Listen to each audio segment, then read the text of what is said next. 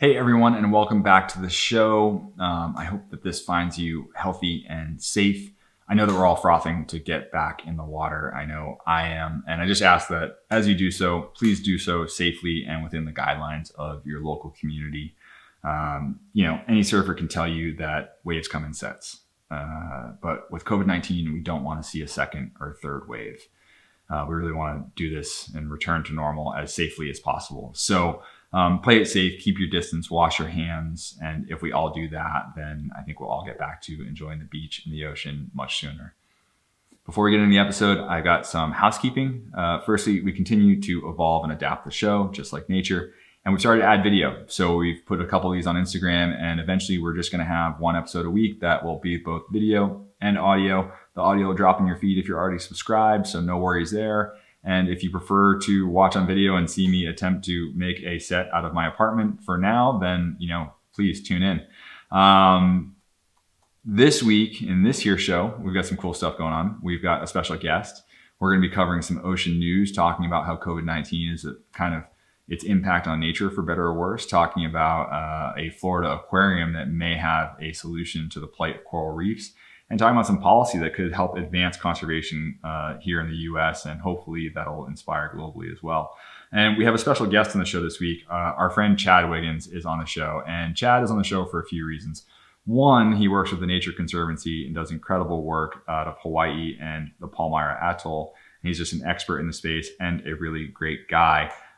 Two, he was recently featured in John Florence's 4-part series Vela, in which John and Nathan Florence's brother, Eric Knutson, his filmer, and his really good friend, Kona Johnson, all sail from Hawaii down to the Palmyra Atoll, and they hang with the Nature Conservancy to understand why this place is so beautiful and what it's all about. And it's a really cool 4-part series. And so what we have here today is a conversation with the expert, Chad. Dropping in your podcast feed this week is an episode with Kona, and it's a really fun conversation. Definitely subscribe so you don't miss that episode. And then be sure to go watch the 4-part series Vela with John and crew. Pretty excited. If you didn't catch our Earth Day episode last week, then we highly recommend that you go give it a listen. Don't miss this one. We spent a ton of time on it. It's a special episode, and going forward, we're going to continue to do these ad hoc when the time and tide are right for us to do it. But yeah, it's a good one. And if you liked it, please do share, please do rate, please do review. That really helps this podcast grow, helps us meet more people, helps us educate people about the ocean. And that's really important. And if you haven't given it a listen, please do go check it out.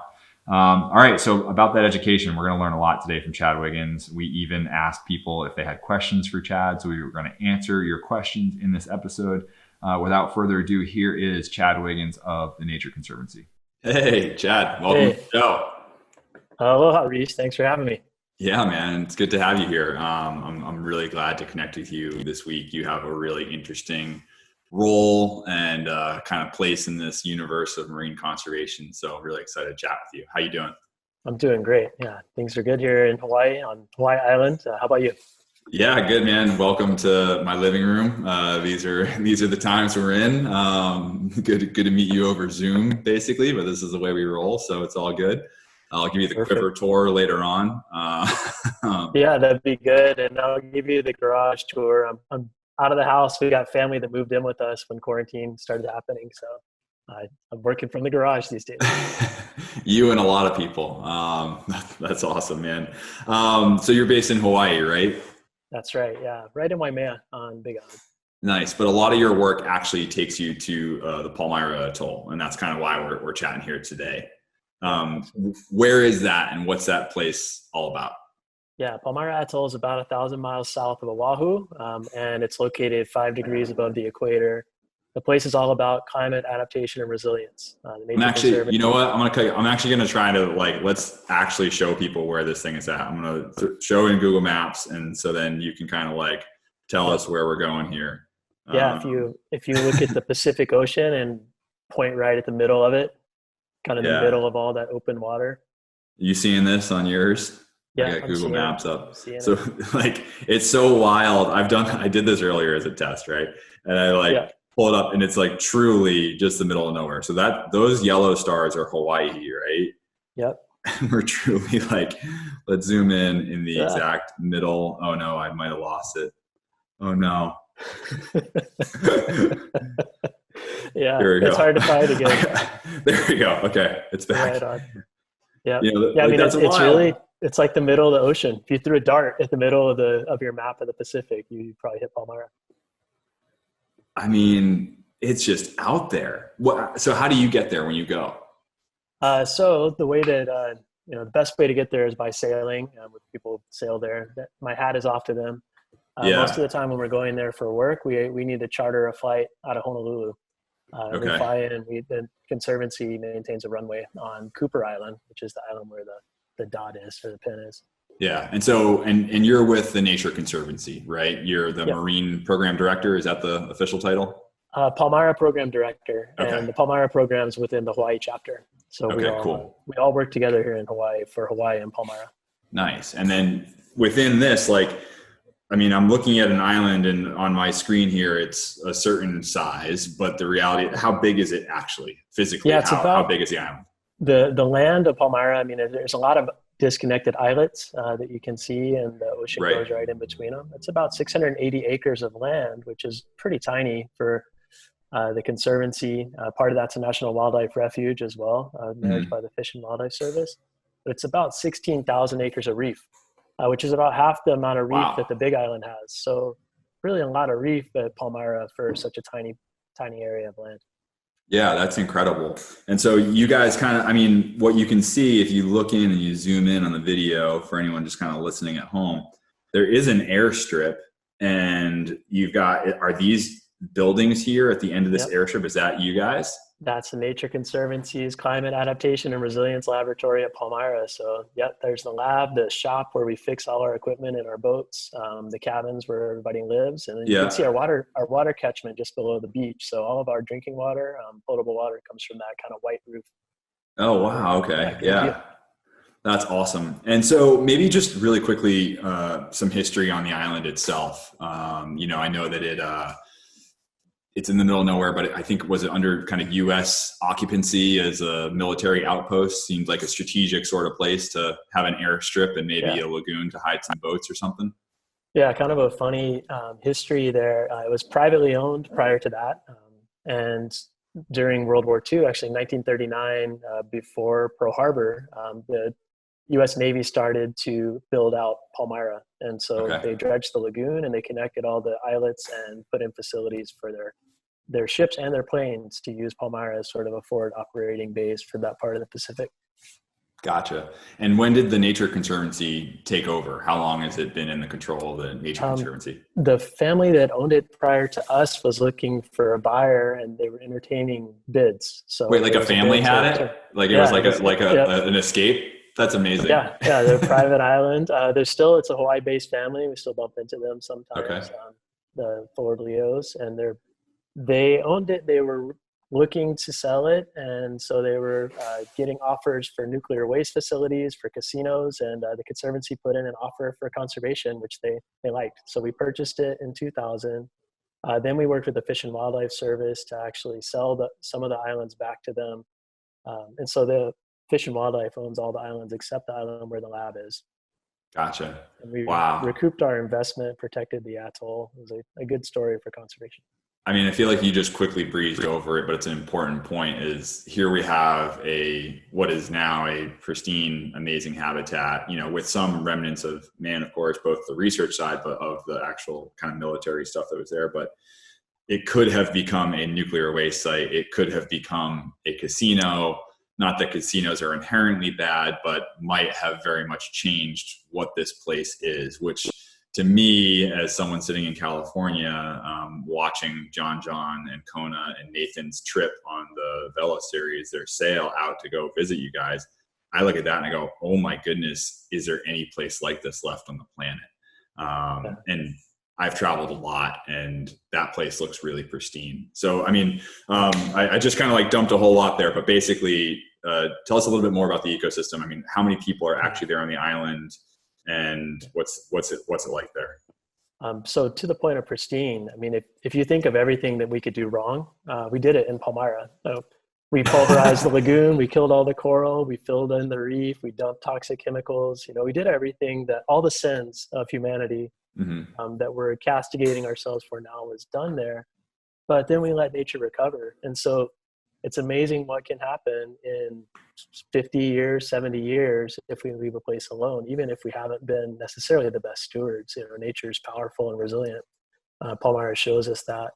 Right now we have 8 people down there that are kind of keeping the place going. They're also doing a rainforest realignment project where they're maximizing the seabird habitat in an effort to increase the resilience of the islands and the coastal ecosystem at Palmyra. So they're working every day, keeping conservation going.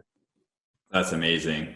And so this place, I mean, it's interesting because on the one hand, human impact was significant there at one point, but we've now allowed the island to recover at least as much as possible, it seems. But it does seem like it provides a really cool opportunity to create a baseline. You know, it's so hard to get a baseline understanding of the way things should be in a given place when it's all changing so rapidly, right? And so it seems like a place where you might be able to get a baseline and say, okay, well, what does an ecosystem look like if it's actually untouched by man? Is that accurate? Yeah, absolutely. It's a global baseline, and there's only a few places like that. These places that either were untouched or have been left alone long enough for the system to recover. And that's everything from sharks to coral polyps, you know, the big stuff, the little stuff, all of it kind of working together without it being interrupted. A really important baseline for us to understand. I did see a good couple clips out of there. You mentioned the sharks of you know, Kona jumping in like to set anchor and visited by a couple friends. It looked like pretty healthy shark population there. Yeah, you know, the sharks are supposed to be the bosses, right? And a lot of times they're kind of the first species to greet us, and the first species, if we don't want them around, that, you know, the first ones to go. They're so important though. They keep the whole system healthy and thriving. And so where you have healthy shark populations, your fish are healthier, your whole ecosystem is a lot faster and better able to adapt. Yeah, for sure. It's they're that kind of linchpin species. So we've got a bunch to cover because we reached out to our you know, followers and fans and said, hey, we're going to speak with Chad, and a bunch of people had questions. So I got questions from some of our pro surfers to just some of our fans. So I'm excited to get to those. And we also have a couple of headlines this week that I think are kind of cool to look at with this lens of, you know, the work that you do on the Palmyra Atoll. So let's hop into a couple headlines here. The first one, there are a lot of stories, and, you know, we don't go too deep into the actual like specific headline because there are so many outlets writing about this, but there are some stories talking about COVID-19 and its effect on nature, and, you know, whether this is a good thing or a bad thing, what it means. And I'm curious if you had an opinion one way or another around that. You know, like there's this kind of funny debate of like, oh, humans are the virus. And it's like, well, actually no, because that's kind of this eco-fascist opinion. And you're more an expert than I am. So what's your take on what's happening with COVID-19? How does it affect your work directly and then more broadly? Yeah, I mean, I'm definitely not an expert on COVID-19, but what's interesting is, you know, nature is such this powerful force. Those of us who spend time on the ocean, we see the power, right? You see the power of nature. It's not a surprise. For sure. But when you get a microbe that changes the way that we live our lives, and it's actually, you know, having severe impacts for people, can really make us reevaluate. The power of nature is not just these forces that appear to be powerful. It's also, you know, everything in this system that we're a part of, that we grew up in. So it's really humbling in a way. It's also an opportunity for us to kind of look at our place on the planet. You know, how do we fit in, and what can we learn? Yeah, I think the point that you make that I really like out of all of this narrative that's come out, and that's both articles from the World Economic Forum to Earther and Gizmodo. They put out some really interesting articles about, you know, we talk about nature as it being this separate thing.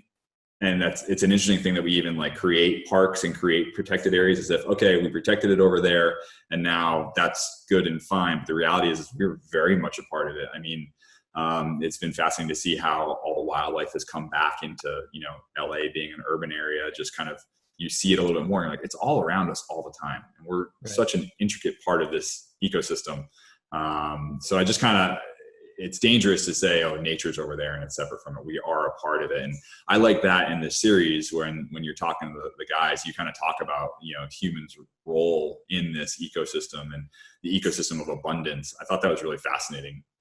Yeah, I think if you're on an island, it's easier to see that.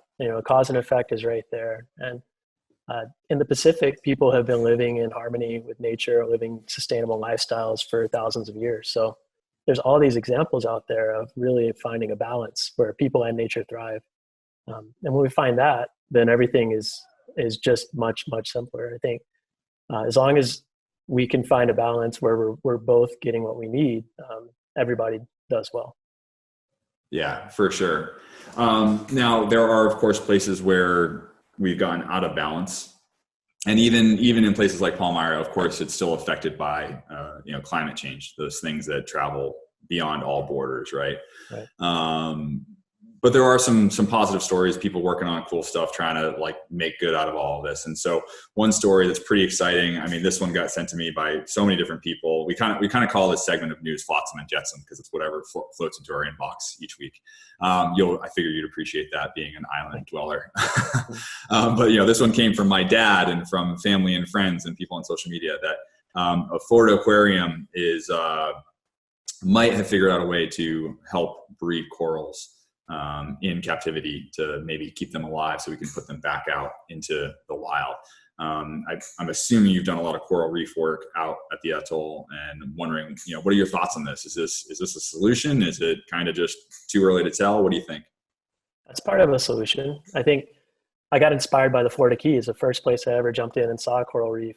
When I was from that area of the world, right? You're from the Southeast? I grew up in Alabama, and got to go down to the Keys on vacation, and just blown away, lobsters and barracudas and corals. So really a special place to me, and got me kind of started on this journey. Restoring corals is a part of the solution, especially in places where the impacts that killed the corals in the first place are being managed. You can really accelerate recovery. And places like Palmyra are important though, because our reefs don't die the same way that other reefs do. So if we can get the same impact as another area, our reefs can fully recover. And so we're trying to understand that system, hack that system sort of, and figure out, why are our reefs growing fast? Why are they able to survive these events? And it seems like having an intact ecosystem is a huge part of this that needs to be included with any strategy to restore your reef. Yeah, it does seem like, I've spoken with a number of people in this space. I was even just texting with our mutual friend, Jamie Gove, right before this. He had some very complex questions for me to ask you. I'm not sure we're going to get to them. It might take another episode. But from Jamie to, some of the people we worked with when we were in Tahiti last year, it seems like coral reefs, it's kind of death by a thousand cuts for them. Right? It's not just any one thing. If it was just one thing, they probably could bounce back. But if we weren't simultaneously overfishing and killing, those linchpin predators that are keeping the reef in check, while also acidifying, while also nutrient runoff, while also plastic pollution and fishing nets ripping the reef, it's like all this stuff combined together makes it a pretty gnarly situation for a coral reef. But if we can study that one effect and understand, okay, this reef bleached, but it was able to bounce back because the rest of the ecosystem was intact. It sounds really positive. And so it sounds like we need to do as much as we can to keep as much of it as we can in place. Does that make sense in my very non-scientific way of talking? Well, you're right that we need to do as much as we can. And you're also right that there's so many impacts that it's really easy to kind of get pulled into that. And if we go there, then we get immobilized a lot of times. Just the magnitude is so great. There's a great healer in Hawaii who says, you don't heal by seeing the sickness, you heal by seeing the wellness. And to me, Palmyra is that place of wellness. If we understand what wellness is, then we can kind of skip a few steps, if you will. We don't have to start looking at every possible part of the sickness anymore. We start putting in those pieces of wellness, and it's a different approach in some ways, but in other ways, it's really old. It's an old way of looking at things. I dig that. I like that. You know, you got to try to find that positive thing, you know, anytime you kind of get low. And I hear what you're saying. I mean, I will quote Yvonne Chouinard a million times on this podcast. You know, the cure for depression is action. It can feel super overwhelming, but you got to take this all as information and use it to empower yourself to go take action and then build upon those actions. That's kind of my MO. So I like that, looking for what is that little bit of wellness and positivity. One thing that we're really excited about, and bringing us to our kind of final article and a signal of positivity, is the movement to conserve more of our planet.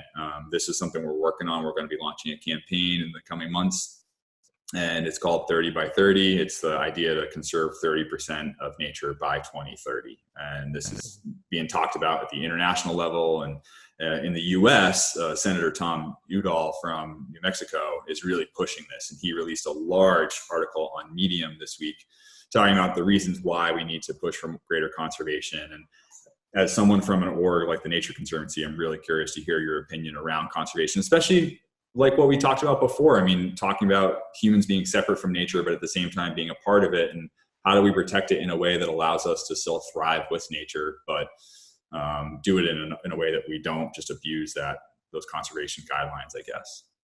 Yeah, it's great that you're supporting that. I mean, 30 by 30 is an awesome way of looking at things. There's kind of an international arm to this, and then part of the initiative, the International Union for the Conservation of Nature had a meeting in Hawaii in 2014. Our governor at that time said that we would protect 30% of our nearshore waters, make sure they're effectively managed by the year 2030. So I think Hawaii as a state is on board with 30 by 30, and it's an awesome kind of rallying cry. You know, if we can do this for 30% of the ocean, we're all going to see benefits. Where I am really interested in it is, you know, let's do that, but let's also think about what we're doing in the other 70%, and of course we will. But you can't just do whatever over here in 70%, and so long as you know, right? Well, not literally anything, right? I mean, you could do some things, but like how if I go exercise, I can eat a gallon of ice cream. Everything's totally cool, right? Yeah, it depends on how much exercise, right? So, you know, working with folks in places like Palau, they really started with, you know, this network. Let's look at a network of 30%, and then let's build from that and see what else can we be doing in the other 70%, and building their way toward, you know, 100% of the planet needs to be cared for. That doesn't mean that 100% of the planet has to be protected necessarily. It just means that what we're doing in that 70% needs to be really thoughtful and mindful as well. Yeah, that's a really great way to put it. And we can't just divvy it up into numbers and say, okay, over here we're going to pollute, and over here we're not going to. We do have to have a holistic 100% plan. It's just, you know, being really mindful about how we use each of these spaces. Yeah, we're excited about it. We're, you know, unfortunately the World Conservation Congress, the IUCN Congress and the UN CBD and all of that has been delayed by COVID-19 this year. So it's pushing back a lot of the timelines, but we're still eager to help support this campaign, and really excited about it. So we'll probably be hitting you up for more insight later this year. Yeah, and there's some great people, you know, throughout the Pacific and Hawaii who've been on this path for longer than I have. So really good contacts out there who are pursuing conservation at scale. Cool. Well, speaking of all the people around the ocean who are working on this or care about this, we put it out to our fans on Instagram and said, hey, we're talking to Chad, and people chimed in. We've got some awesome questions here. So I want to get through all of the questions because they're all pretty good. So maybe we'll keep the answers fairly tight. First up from RV Dean, is coral a plant, a rock, or an animal? Oh man, it's all three. I got a kid's song about that actually. It's alive and it builds a rock skeleton, and the animal has a plant inside. It's a dinoflagellate that gives the coral its color. So all three. Back up. You have a kid's song about that, like that you wrote and play? Oh, yeah, I see a guitar in the background. Oh yeah. Well, I don't know if that qualifies as a short answer, Rev, but yeah, I wrote it for my kids' kindergarten class here in Waimea. I love it. We're going to have to get that music licensed for a future episode. We had two people ask, Kim Hogan and Jessica Kelly asked, what's your favorite coral? Favorite coral? Holy smokes, man. That's like picking a favorite kid, although I only have one kid. So For me, it's easy to pick a kid. It's actually harder to pick a coral. I'd probably say the Acropora, the table corals, they grow those super wide like table plates that you can pretend to have a meal on when you're down there diving. Yeah, it's probably my favorite coral. The footage in episode 3 of Vela is just like incredible. That one table coral, I don't know if if Eric has like a super wide on it, but that angle, it looks incredible the way it's just fawned out. That it's just, it's so rad. I mean, I haven't seen corals like that in all of my years of diving. Huge. I mean, the way that the coral can grow when it's protected like that is just unreal. You get in the water and immediately you're stoked up. I love it. A couple of people asked, Adam Skolnick and April Wong, some friends of mine, what's up, Adam and April, asked, as sea levels rise, what's going to happen to atolls? Yeah. Awesome. They're pretty low lying, right? I mean, like, yep. I think I read that Palmyra's only got like 10 feet of altitude. Yeah. A high spot would be 10 feet at Palmyra. It's an existential threat for, not just atolls, but people who live close to sea level in coastal areas. Places like Palmyra have a little bit of an advantage because right now the coral can grow at the rate of sea level rise. So we actually see at a real low tide, coral growing out of the water. It's going to continue knocking those waves down. The island's going to continue to accrete. The forest that's growing there is going to drop soil. So we could survive for a lot longer. But if you lose those, you lose your vegetation, you lose your reef, you're going to be underwater. And eventually, those islands will become seamounts and then they'll become deep water stuff without anything growing anymore. Yeah. A similar question from Jimmy O'Brien, a buddy in New York. With sea levels rising, will we begin to see new reefs forming as coastlines change? It's possible. I mean, if you start to look at, we did some work in West Hawaii modeling not reefs, but ancholine pools. And what you can see as sea levels rise is new habitats will start to emerge inland. So in places with real rocky coastlines and without a lot of buildings and roads and things, you might get to see some new coral habitat, 50, 100 years from now. Probably not anytime soon. But cool. If the reef can grow, it's going to grow in the new areas when they're underwater. Right. How is this is from Amy Archer. How is this type of conservation possible? Because I'm assuming it's expensive. And is it scalable? Yeah, that's one of the things that's really important to us is making sure that what we're doing is having an impact beyond Palmyra. It's possible because of the generosity of the supporters of the Nature Conservancy. We're a nonprofit and our members are our lifeblood. So they believe in the work that we do and they support us to do it. But if we're not sharing it, then it's not a great investment. So what we do and want to continue to do is export what we learn. When we got rid of all the rats on the atoll in 2011, now that's a priority throughout the Pacific and other places that want to have healthy seabirds. So we share our knowledge.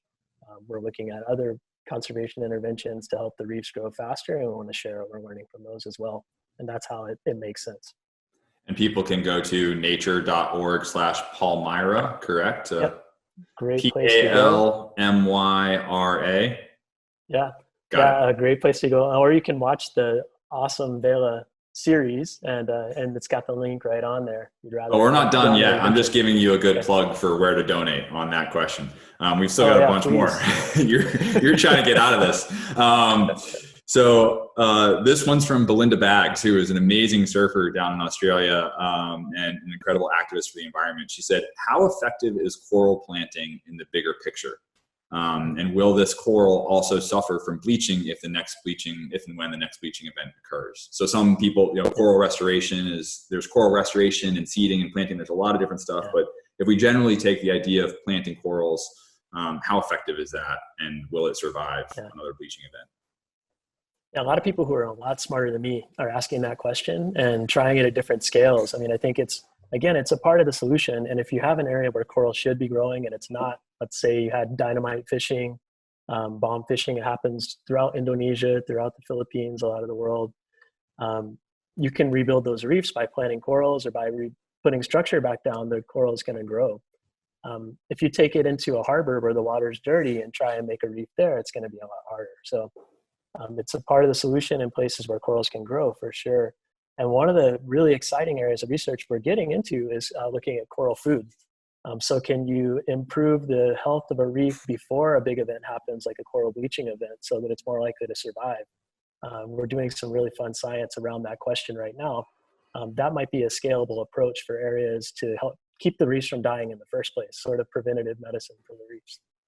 Very cool. I dig it. All right, we've got a similar question from a couple of our pros. From Lakey Peterson, what do you see as the main thing we need to do to change to improve coral reef health? And from Paige Alms, on the big wave side of things, what is the number one thing we could be doing now to help our reef systems specifically? So both, what can we do? What can everyone sitting at home do?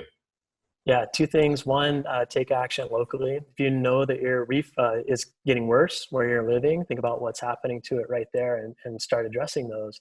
But the main thing that's an existential threat to coral reefs is climate change. So if the water gets too hot for too long in too many places, you're going to see those reefs unable to recover, and that's going to happen more and more frequently.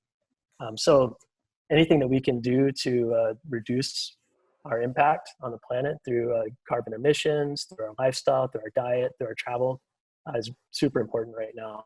We need to make sure that we don't exceed 2 degrees Celsius climate or temperature increase. For sure. Good tips. We also have a whole bunch of tips. If you go to wslpure.org in our climate section, we have a bunch of individual tips on things you can do for anyone who's wondering, how can I, reduce my footprint? What are the best ways? So this is kind of a similar one, but specifically in quarantine, from Zach Suhar. What up, Zach? What are the best ways to support our oceans and nature in general while in quarantine? Yeah, great question. There's always supporting nonprofits that are doing good work. There are a lot of them out there. I work for one, but there's a lot more. And there's also great opportunities for education, virtual field trips. We have this thing called a Nature Lab. And so you can go on a trip to the Caribbean, see some coral outplanting happening. You can go to Palmyra, see our renewable energy facility down there, traveling without leaving. But probably the best way to support reefs, to support nature in general, is to be really active as a citizen in this nation or whatever nation you belong to. If you're in a democratic society, participate in governance, make sure your government's making decisions that are making sense to you. Yeah, for sure. Very, very strong tips there. And Zach, we have from our Earth Day episode, we have a long list of other stuff that you can check out that we did last week, and ways that you can get involved, because Earth Day isn't just last week. It's every day. It should be every day. Okay, a couple more questions. Similar along the quarantine, Connor Coffin, pro surfer from Santa Barbara. Shout out, Connor. Have you seen any difference in the water quality and reef life since coronavirus outbreak? Maybe not just in Palmyra, but is anything changing as a result of maybe less shipping or less people in the water? Maybe too soon to tell? Yeah, for me, I've been jumping in the water at a couple spots that I know. You're so lucky. I'm following the state laws, of course, and recommend anybody else who's out there, follow all the rules. Good for you, man. But I'm still stuck. Right? I'm dry. I'm so dry here. My gills are. Oh gosh, I can relate. Yeah. But I'm not. And I hear people who are, and that's awesome. I've heard about folks seeing big changes in the fish behavior. We're so lucky here on the island of Hawaii. There's so much room. There's so many different places to jump in. I like to jump in at some spots that not a lot of people go to.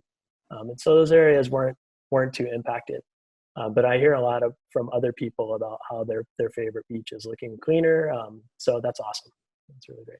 Love it. All right. Final question from Dak Millie, I think it is. Of all the songs Chad wrote and performed on Palmyra, which one means the most to him and why? Oh man, that's easy. It sounds like you're really a performer. I mean, do you have an album that you want to hype right now? No album, although I'm looking into it. I got enough songs now.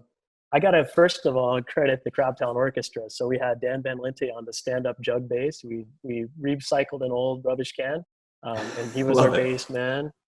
Captain Rick Belton was the boat captain down there. We wrote a song called Cocos, which was for the Fish and Wildlife Service volunteers who are doing the Rainforest Realignment Project. They're the ones who are out there working 8 hours a day taking care of the forest. And that one's probably the most special to me, I think. just recognizing those hardworking young people who are the next generation of conservation was really cool. Where can we hear this song? Do you have a Gosh, SoundCloud? I mean, I'm wondering how people even know about it. There is one funny clip in the Vela film where we're kind of messing around, and then we get upstaged by a manta ray or eagle ray. So that can happen anytime at Palmyra. You got to have a small ego if you're a musician down there.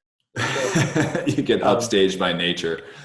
Yeah, but we'll talk more. Yeah, maybe if there's a way to share the music, we'll try to get it out there. I love it. Well, anything else you want to share with us, Chad, before you go? Yeah, I think so. It's so important to think about how resilient nature is and how important it is for us to learn from nature. I think about the coral reef at Palmyra, coral reefs anywhere. They're made from tiny coral polyps, one of the smallest animals out there, but they grow together, they work together, they create islands. And so to me, that's always my inspiration, drawing from nature. If a coral polyp can do that, what can people not do if we work together? So that's one thought I'd like to leave everybody with. I love that. I think one of the most fascinating things about nature is when you zoom in to look at all these tiny little things that build these massive things, and look at these big animals that get big by eating small things. It's such a fascinating connection. I think that's one of the coolest takeaways I've had yet on the show. Thanks for that, Chad. Appreciate it. Yeah, thank you very much. Thanks. Cool, man. All right. Well, thank you. Yeah, you got it. Thanks. Take care. Thanks to Chad for his time and knowledge, and thanks to Nature Conservancy for all the work that you do.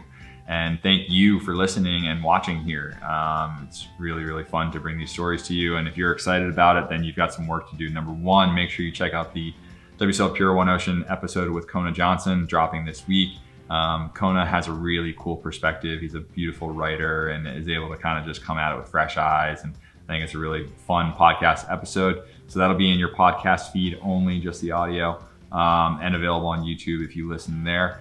Number two, go check out John's series, Vela. It's a 4-episode series. It's on YouTube, youtube.com/JJF. Some beautiful, beautiful scenery. Great work by Eric Knudsen, Parallel C, @Parallel C on Instagram if you want to follow some of their storytelling. It really does a fantastic job. So it's worth a watch. And number three, support the Nature Conservancy. Go to nature.org/Palmyra. That's nature.org/PALMYRA. Really, they do fantastic work, as you heard from Chad's explanation earlier. You can always find us online at WSLPure.org, and we've got our Instagram and social networks at WSLPure. Shoot us an email, oneocean@WSLPure.org. If we didn't get to your question, we're sorry. We really appreciate everyone who sent in questions, but if we didn't get to it, shoot us an email with it, and we'll try to get an answer from Chad for you. Until next time, I hope you're staying safe. I hope you're washing your hands. I hope you are not touching your face. I hope that you are following the general guidelines for social distancing, and I hope that you're getting wet if that's within the rules of your local county. And I am jealous, but cool. Enjoy, and we'll see you next week. Thanks.